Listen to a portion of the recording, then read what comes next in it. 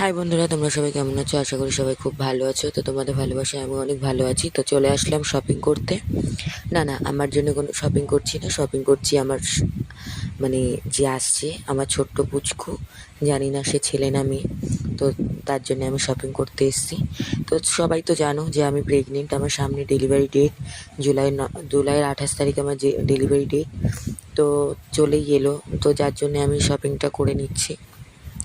তো কিছু জিনিসপত্র কিনবো, যেমন ধরার জন্যে টাওয়েল কিনবো, একটু বেড কিনবো ওর শোয়ার জন্যে। সব কিছুই তোমাদের সঙ্গে শেয়ার করবো, তোমরা ভিডিওটা পুরো দেখো।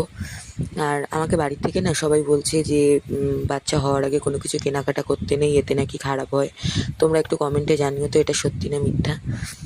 তো তারপরেও আমি কিনেছি, কারণ আমাকে কিনে দেওয়ার মতো পরে আর কেউ নেই, কারণ আমার হাজব্যান্ড আর আমি ছাড়া কেউই থাকে না। তো তোমরা সবাই জানো। তো আমরা চলে এসেছিলাম কাঁচরাপাড়া বিশালে শপিং করতে। তো আমরা একটু কিছু পাপোশও দেখে নিচ্ছিলাম ঘরের জন্যে।